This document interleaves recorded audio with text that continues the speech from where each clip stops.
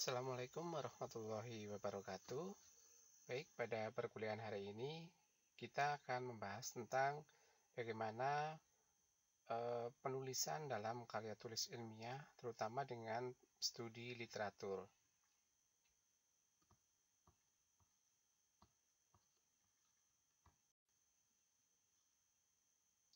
Ya baik, kita langsung masuk ke sub pokok bahasan yang pertama. Kita akan membahas tentang latar belakang, di mana latar belakang ini adalah topik pertama yang harus penulis dituliskan di halaman pertama. Di latar belakang ini dalam penelitian merupakan pengantar informasi tentang fakta, pengalaman peneliti, hasil penelitian orang lain, atau teori yang melatar belakangi masalah yang ingin diteliti untuk menjelaskan pada pembaca bahwa masalah yang diteliti benar-benar penting untuk diteliti. Dalam latar belakang dapat diuraikan pengenalan masalah secara umum. Uraian dapat dimulai dengan memberikan gambaran tentang masalah secara global, diikuti dengan uraian secara nasional dan regional. Pengenalan masalah mencakup luasnya masalah, penyebab masalah, atau faktor risikonya maupun konsekuensi atau akibat yang akan ditimbulkan dengan adanya masalah tersebut.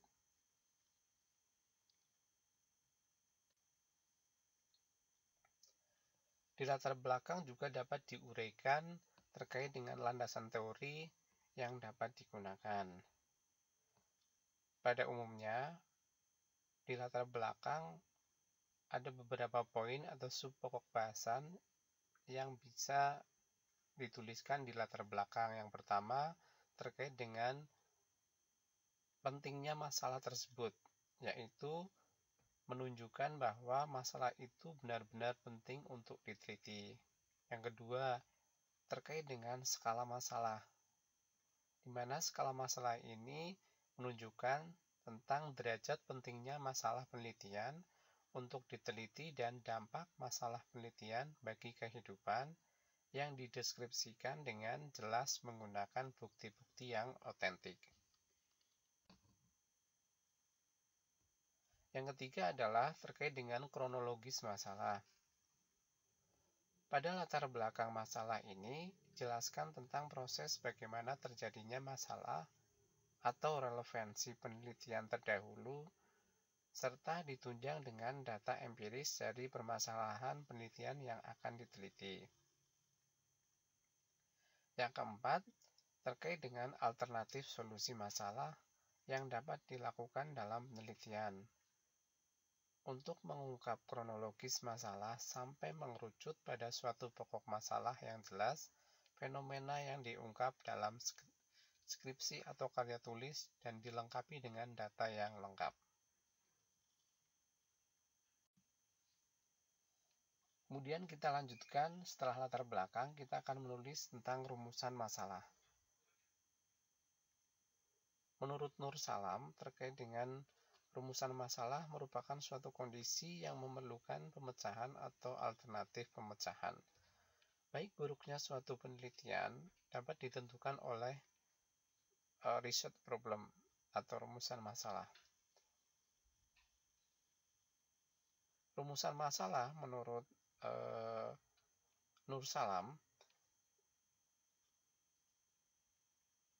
bahwa rumusan masalah ini dapat mengandung 4 poin atau 4 inti, yaitu Wiener. Kita akan bahas satu-satu. Wiener itu yang F adalah feasible, di mana tersedianya subjek penelitian, dana penelitian, waktu, alat, dan keahlian. I-nya adalah interesting, di mana interesting ini adalah suatu masalah hendaknya menarik untuk dilakukan penelitian. N adalah novel, di mana masalah dapat membantah atau mengkonfirmasi penemuan terdahulu, melengkapi atau mengembangkan hasil penelitian terdahulu, atau menemukan sesuatu yang baru. E atau ethical, masalah penelitian tidak bertentangan dengan etika.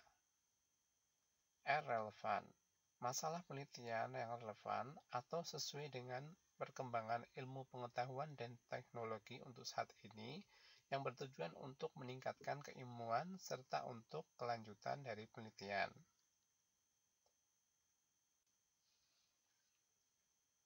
Rumusan masalah dalam penelitian hendaknya memiliki konsekuensi terhadap relevansi, maksud dan tujuan penelitian, kegunaan, kerangka konsep, dan metode penelitian. Selain harus jelas, rumusan masalah harus diuraikan dengan pendekatan dan konsep sehingga dapat menjawab masalah yang diteliti dan membuktikan dugaan atau hipotesis yang telah dirumuskan. Rumusan masalah berupa suatu pertanyaan dari masalah. Rumusan masalah disusun berdasarkan faktor atau efek yang telah dipilih dalam pembatasan masalah. Rumusan masalah ini menggambarkan variabel yang akan diteliti.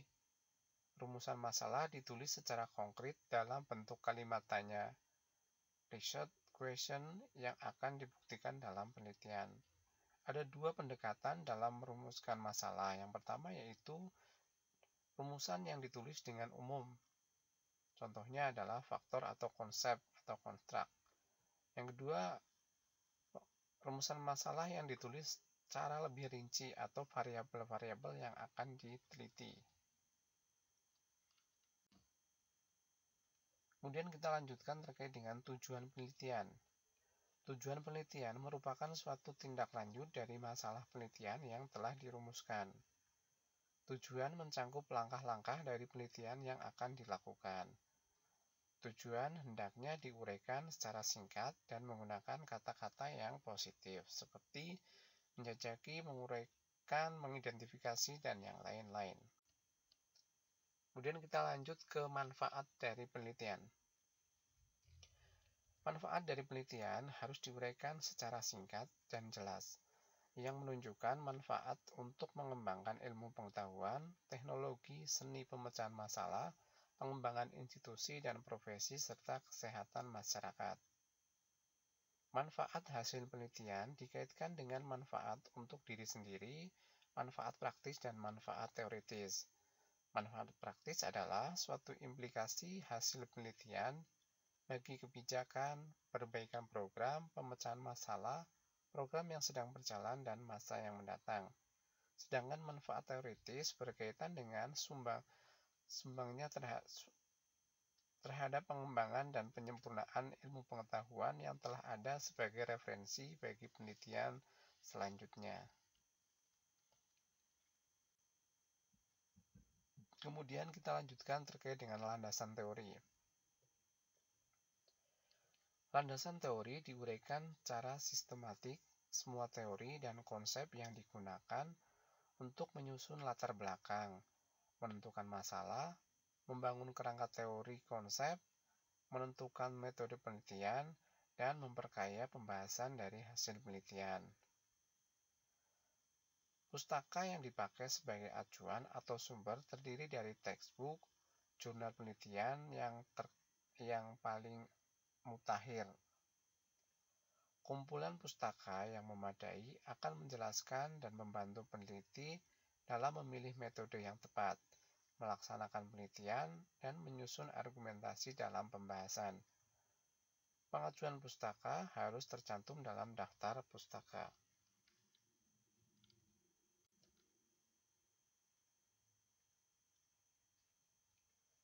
Kepustakaan yang diambil berasal dari terbitan minimal 10 tahun terakhir untuk buku atau teks, dan 1 tahun terakhir untuk jurnal. Dalam studi kasus, diuraikan telaah pustaka secara sistematik dari kasus, contohnya pada ibu hamil yang akan dilakukan asuhan keperawatan maternity, secara runtut yang menggambarkan kesinambungan sampai masa nifas, BPL, dan kebutuhan KB. Penyusun melakukan kajian mendalam tentang fakta, teori, konsep, atau pendekatan asuhan keperawatan kepada individu dan keluarga. Referensi bisa didapatkan dari berbagai sumber informasi, misalnya textbook, jurnal, hasil penelitian, jurnal dari internet, makalah yang bisa dipertanggungjawabkan.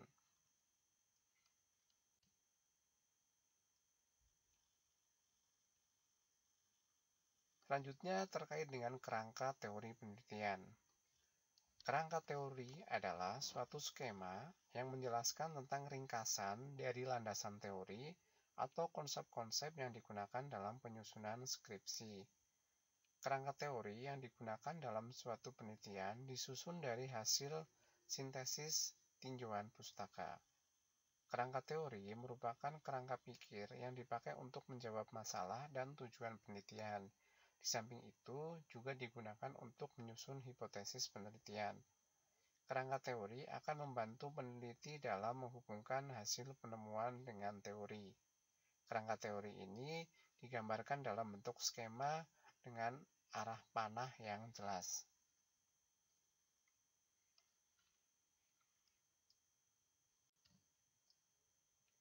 Kemudian terkait dengan studi literatur. Studi literatur atau metode studi literatur adalah serangkaian kegiatan yang berkenaan dengan metode pengumpulan data pustaka, membaca dan mencatat, serta pengelolaan bahan penelitian. Studi kepustakaan merupakan kegiatan yang diwajibkan dalam penelitian, khususnya penelitian akademik yang tujuan utamanya adalah pengembangan aspek teoritis maupun aspek manfaat praktis.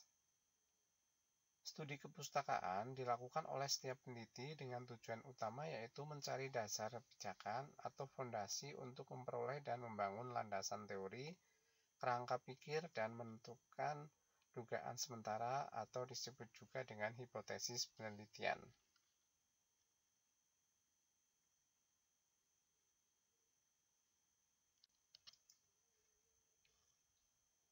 Dengan melakukan studi kepustakaan, peneliti mempunyai pendalaman yang lebih luas dan mendalam terhadap permasalahan yang akan diteliti.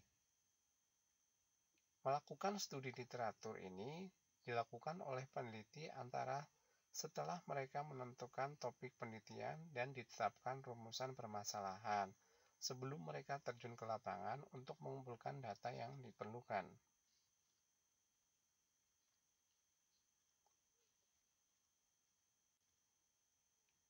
Kemudian terkait dengan pengumpulan data, data-data yang digunakan berasal dari textbook, jurnal, artikel ilmiah, literatur review yang berisikan tentang konsep-konsep yang akan diteliti.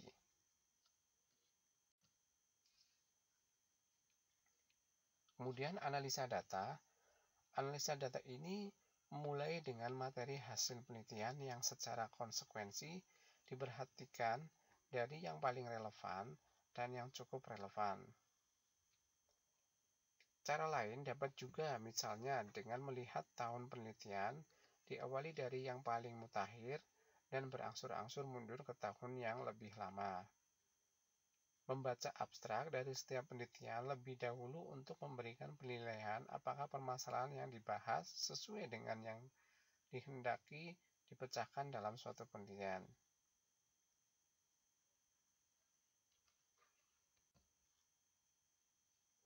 Mencatat bagian-bagian penting dan relevan dengan permasalahan penelitian untuk menjaga tidak terjebak dalam unsur plagiat. Para peneliti hendaknya juga mencatat sumber-sumber informasi dan mencantumkan daftar pustaka jika informasi berasal dari ide atau hasil penelitian orang lain. Membuat catatan, kutipan, atau informasi yang disusun secara sistematik sehingga peneliti dengan mudah dapat mencari kembali jika sewaktu-waktu diperlukan. Kemudian pembahasan.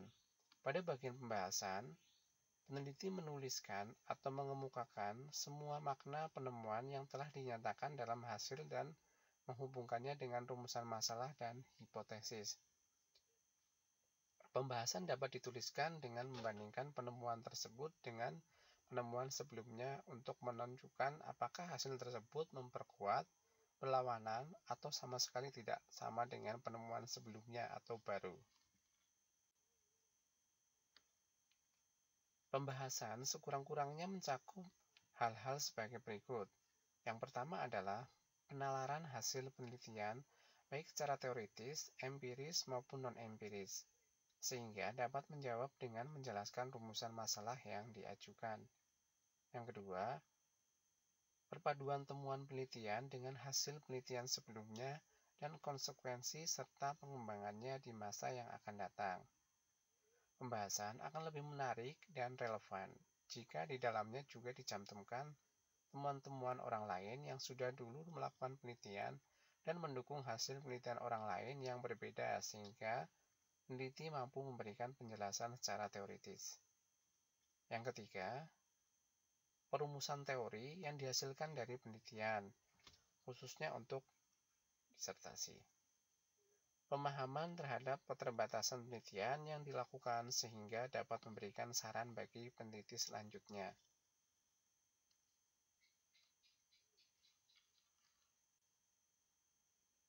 Secara operasional, isi pembahasan meliputi 1. Fakta berdasarkan hasil penelitian. Perlu dijabarkan mengapa dan bagaimana. Tidak perlu diulang-ulang angka yang sudah dianalisa pada bagian-bagian hasil. Yang kedua, teori. Hasil penelitian dikaitkan dengan teori yang relevan, apakah memperkuat atau bahkan bertentangan. Yang ketiga, opini dari peneliti. Merupakan pendapat atau pandangan peneliti terhadap komparasi fakta dan teori yang ada termasuk keterbatasan penelitian yang dilakukan.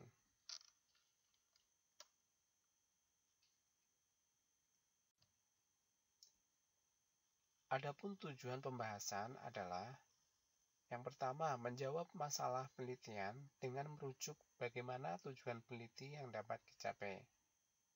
Yang kedua, menjelaskan temuan-temuan dalam penelitian berdasarkan teori yang mendasarinya. Yang ketiga, mengintegrasikan temuan penelitian ke dalam kumpulan pengetahuan dan tergambar pada setting teori di bab 2. Yang keempat, menjelaskan implikasi lain dari hasil penelitian, termasuk keterbatasan pelaksanaan dari penelitian tersebut. Yang berikutnya, kesimpulan.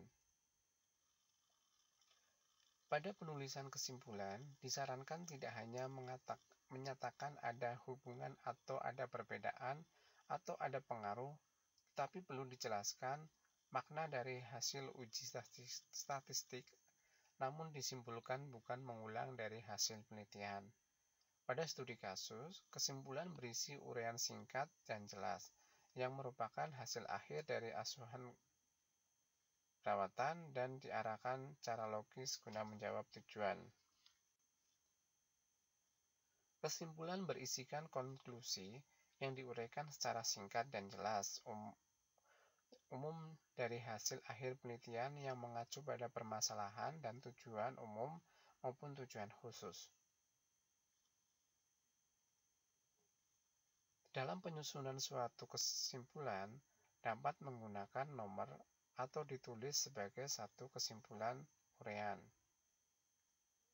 Tidak boleh menulis atau menyajikan pernyataan baru yang tidak sesuai dengan hasil penelitian dan pembahasan.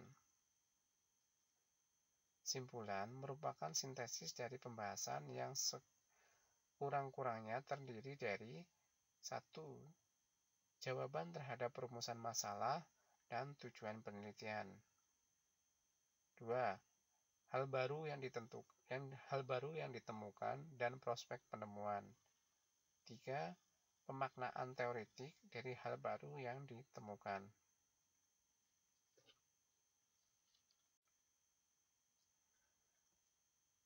Terakhir adalah saran. Saran yang diajukan hendaknya selalu bersumber dari temuan-temuan penelitian, pembahasan, dan simpulan dari hasil penelitian. Dengan demikian, saran tersebut tidak keluar dari batas-batas lingkup dan implikasi penelitian. Ditinjau dari segi teknis penelitian, bukan dana atau waktu penelitian.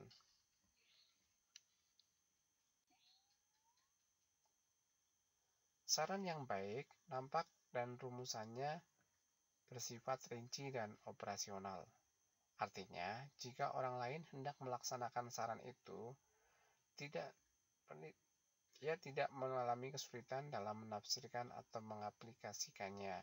Di samping itu, saran yang diajukan hendaknya telah spesifik dan dapat ditunjukkan kepada pihak yang terkait. Saran merupakan implikasi hasil penelitian terhadap pengembangan ilmu pengetahuan dan penggunaan praktis. Sekurang-kurangnya memberi saran bagi penelitian selanjutnya sebagai hasil pemikiran penelitian atas keterbatasan penelitian yang dilakukan. Pada studi kasus, saran harus mengacu pada manfaat.